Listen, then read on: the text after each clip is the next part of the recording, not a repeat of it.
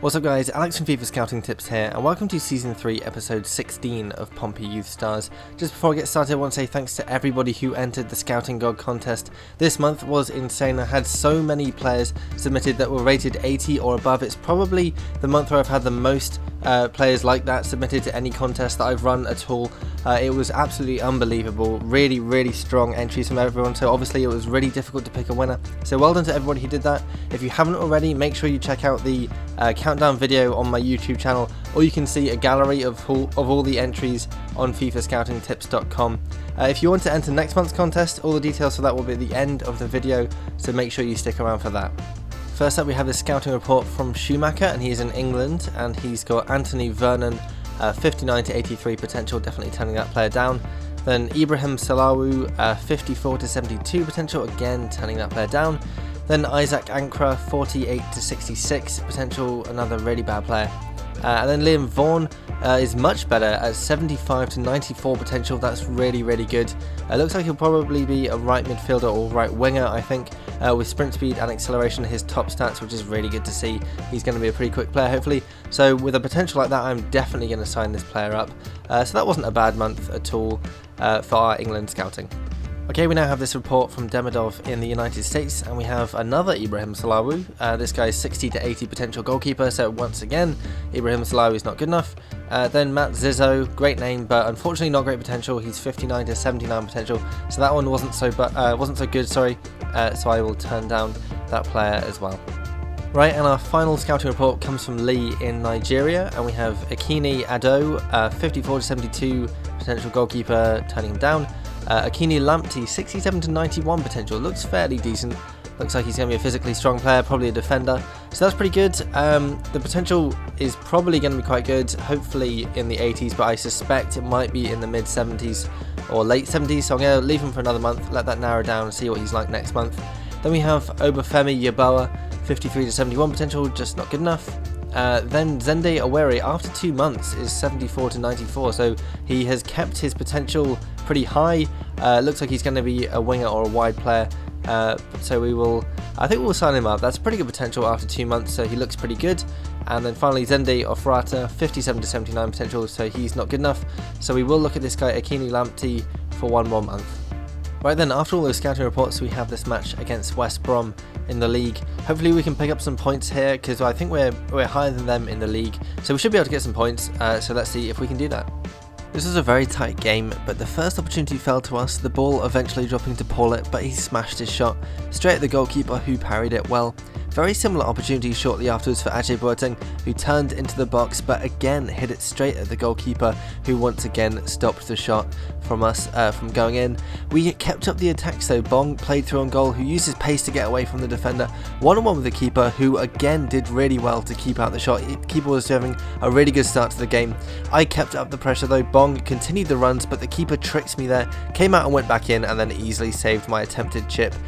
Came in at half time and it was still 0-0. I was a bit worried really, because I'd had 5 shots with 4 of them on target, but I just could not beat their goalkeeper. West Brom hadn't had a single shot in the half, but they were definitely still in the game. They could easily just have 1 more shot on target, that's all it needed for them to take the lead, and so I was very worried that I hadn't managed to convert any of my opportunities by this point, and I was almost proved right when West Brom smashed the shot at goal. Luckily for me, it went wide. Then I managed to try and start the attacks again. Bong just setting off on a run, just gracing past the defenders, had a shot that was parried, and then something weird happened. The ref pointed to the spot. I couldn't believe it. Looked at the replay, goalkeeper came out, saved the ball, took out Bong, but that's just part of goalkeeping. That happens every single day in matches, but nevertheless we got a penalty and I just could not miss. I felt a bit sorry for them, but I didn't want to miss that opportunity and smashed it into the roof of the net. West Brom would be feeling very hard done by at this point, but still that brought Bong up to 16 goals for the season so far, doing amazing. Then I almost made it 2 shortly after, Bennett turning his defender and smashing the ball in, but the goalkeeper made a fantastic save to claw that one away. And then West Brom got a bit desperate. They just started launching the ball into the box, and I almost gifted them a goal, passing it straight to their player, but luckily it fell to Lescott and he just blazed it over the bar.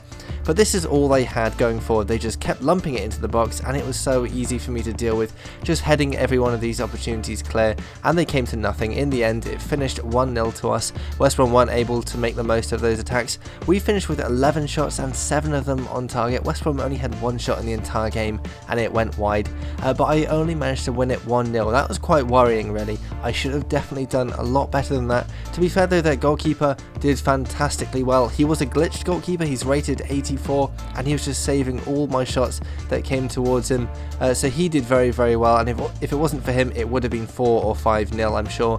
Bong got a 7.9 rating, but was still not man of the match. That went to their goalkeeper. I ended up with a few other decent ratings, though, with Corey on a 7.4 and Boviger with a 7.3, keeping it very solid at the back. Very and Jaimera also doing well in central midfield. So we ended up with the result that we needed, 1-0 against West Brom. Right then, straight after that match, we got this message from Yuri Lodigan, and it says, "Even though I've told you I see my future elsewhere, I want you to know that I won't let my performances suffer for this club."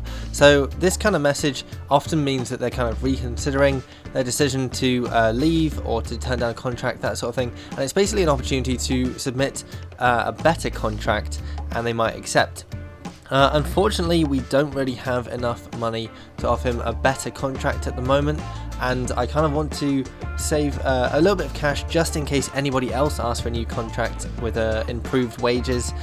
So I will probably offer him a new contract next season when I get a new budget, but it's a good sign that he is there, potentially able to be offered a new contract. He has still got 3.5 years, I think it is, left on his current contract, so he's not going to go at the end of the season, so we don't need to worry about that. Just have to offer him a new contract next season. So it is the first of the month, and that means it's time to look at how our players are growing. So we have Doherty on 79 plus 3, my highest rated player, looking amazing as usual. David Brown on 71 plus 3, Tim Zimmerman on 72 plus 3, then Karim Stegmaier, the player we got in on loan, on 67 plus 1, then Liam Osborne on 65 plus 1, Emerick Boviger on 68 plus 2, and Danny Corey's grown another point. He's now on 68 plus 4, had a really good season so far, growing very nicely. Then Angelo Da Silva on 69 plus 3, then Philip Jaimera 74 plus 3, a really valuable player in the middle midfield. Gonna see if I can get him back next season, I think, perhaps. He's just a really, really good player, very useful central midfielder. Then we have Dylan Quinton on 72 plus 2, then Francesco Verre on 72 plus 2 as well, and then Darren Paulett on 77. Technical stats growing, physical stats reducing because he got injured. Very, very annoying to see that, but hopefully they won't go down anymore. Then we have Keaton Nichols on 63 plus 3, then Ryan Green on 65 plus 4, growing a point again, so looking very nice. Then Ajay Boateng on 73 plus 3, Yuri Lodigan on 70 plus 4, almost a speedster now, plus 5 on his acceleration to bring it up to 89. Then we have Michael Pender, who's grown a point to 75 plus 4. Shuttleworth for talent hasn't grown, but Kelvin Bong has. He is on 75 plus 3. Very, very decent stats in there. And his goal tally is now on 17 in all competitions in 23 matches. An amazing return from him there. Then we have Jensen Bennett on 72 plus 4. Very good backup striker. And then Michael Coyne on 66 plus 2. Then Dimitri Guirassy is up to 69 plus 3. And then we have 1 or 2 real players before we get to Mitsuharu Paula Daniel out on loan. He's on 67 plus 3. Then Paddy Malloy on 63 plus 3. Then Curtis Simpson, he's grown a point to 58. He's grown 5 points this season so far out on loan. His physical stats obviously doing quite nicely, and all his technical stats growing as well. Still not a great player, but he's growing very quickly, so hopefully in a season or 2 he'll be a very useful player for us. Then we have Andrew Robson on 67 plus 3. Then Joe Hayes hasn't grown on 58. And neither has James Smith on 61. Same with Hiroki Tasaka and Frederick Mathis on 63 and 62 respectively. And then we get to Brad Knight finally on 65 plus 1. So that is how our players are growing this month. So I've been thinking about our youth squads, and we are basically full. So I am just going to scroll through here and let you guys have a look. And if there's anyone you reckon I should get rid of, let me know in the comments so I can free up a bit of space. I know that this guy coming up here, Martin DeWitt, people have said they want to get rid of, but there are also other players as well. So feel free to pause this video and have a look at the players. And like I said, if there's anyone you want me to get rid of, let me know and I'll free up some space in the academy.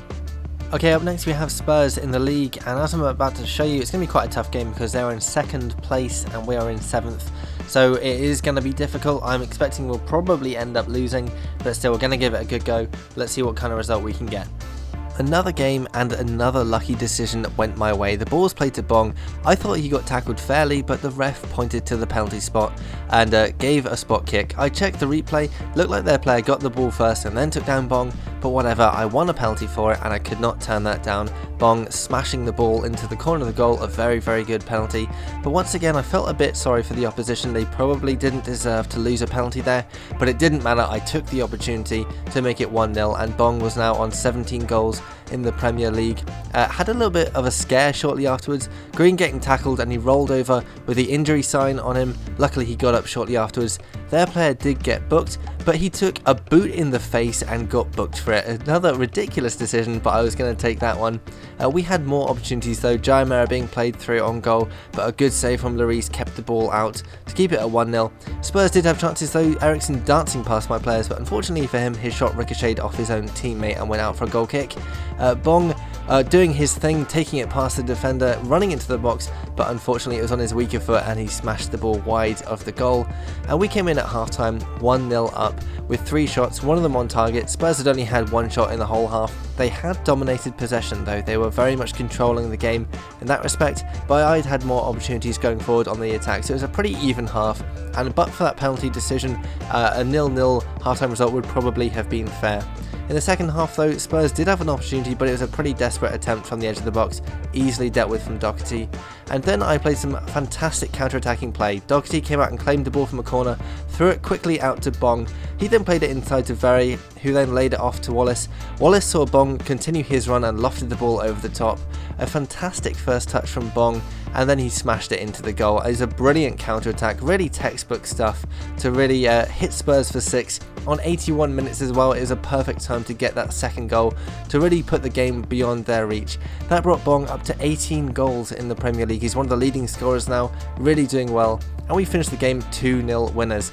We had 4 shots with 2 of them on target. Only 2 shots on target, but they both went in for goal, so you can't complain at that kind of efficiency. Spurs only had 1 shot on target. They really didn't do enough to get a good result from that. Despite them having 59% of the possession, they couldn't make anything from it. So I was quite happy with that result. I felt it was pretty fair, given that I was much more threatening on the attack. Once again, Bong was my highest rated player with an 8.3 rating. He got the man of the match. Jaimera got a 7.3, Wallace was very impressive with a 7.6, and Corey rounded it off with a 7.5. So some good performances and a really, really good result. 2-0 away from home against Spurs. A fantastic way to finish that game. So just had this message from Jennison Bennett saying he'd like a wage increase. So let's go have a look at how much he wants. Right, he is currently on £6,000 and he wants it put up to £15,000, so that requires an increase of £9,000, and makes me. This is what I was talking about earlier about how I didn't want to give Lodigan a wage increase just yet, just in case anyone else asked for a wage increase, and it has happened. Bennett has asked for one, so it's just as well we save that money. We can send this off now, and hopefully he will accept. And there we go, he has accepted that contract offer, so he's going to be happy to stay, which is good.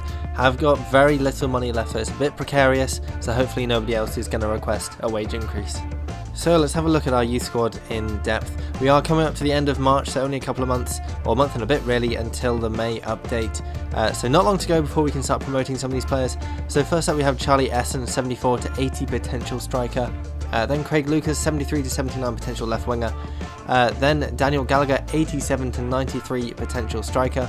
Then Esteban Navarro, 80 to 86 potential right winger. Fernando Monzon, 71 to 75 potential left back. Probably going to get rid of this guy, to be honest, just to make a bit of space, but let me know in the comments who you think I should get rid of. Then we have Fraser Layden, 84 to 90 potential defensive midfielder. Then Giles Fulton, 72 to 78 potential right winger, another person who could potentially be gotten rid of. Then John Mahoney, 73 to 77 potential left winger, another one I could probably get rid of. And Juan Torres, 74 to 80 potential right back. Then Liam Vaughan, new player this month, 79 to 94 potential right winger, looks amazing. And then Luke Arthurworry, 83 to 94 potential player, either right midfielder or right back, hopefully right back, because then we'd end up with a speedy right back, which is just what we need. Then Martin DeWitt on 73 to 79 potential central midfielder, probably can get rid of that player. Then Robin Brzezinski, 78 to 84 potential attacking midfielder. Then Teti Hamadou, 81 to 94, either a left midfielder or a striker. Not sure yet, but he looks really, really good. One of my highest potential players in the youth academy. And then Zende Oweri, 72 to 88, another new player this month. And not sure about his position yet, left-sided player by the look of it though, with fairly decent potential as well. So, like I said earlier on in this video, if you think there's anyone that I should get rid of in this youth academy, let me know. I've got a few players that I think I'm going to promote soon, once May comes around as well. So leave all your thoughts in the comments below. Okay, that is all I've got time for in this episode. As you can see on the right hand side of the table, we are 5th in the league, so we are now in the Europe qualification places, going pretty good. And in the top scorers, Bong is just pulling away with it at the moment. 18 goals, 5 ahead of Rooney and Welbeck, looking amazing. He's just doing so well this season. Hopefully we can crack 20 goals or even 25 goals with him if he keeps up these amazing performances. So the Scouting God contest this month is going to be the last one before FIFA 16 comes out. So I'm going to open it up for you guys, and I'm going to make it on any player in any position as long as they are aged 18 or under.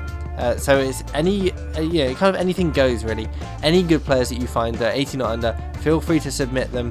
Going to give you every chance to see if you can be basically the best player you can find before we get into FIFA 16.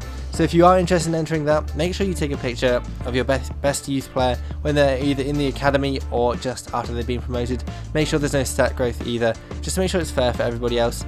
You can then send that picture to @FIFA Scouting on Twitter using the hashtag ScoutingGod, or to facebook.com/FIFA-Scouting-Tips. Or you can send a link in the comments below to the image, or you can submit it on FIFA-Scouting-Tips.com. Loads of ways of doing that. You got until the end of September to enter that one. If you haven't checked out the video for this month's Scouting God contest, it was on best midfielders. That has just gone up on my channel, so make sure you check that one out. And also have a look on FIFA-Scouting-Tips.com. There'll be a gallery of all the best entries up on there. Some really fantastic players in there. So make sure you keep all your comments coming as well. If there's anything you want me to do before FIFA 16 comes out, any kind of guides or anything like that, let me know and I'll get stuck into those. Make sure you also leave a like if you enjoyed this video, and thanks for watching. But then the most ridiculous own goal I have ever suffered happened. I just could not believe it. What the hell? What the hell?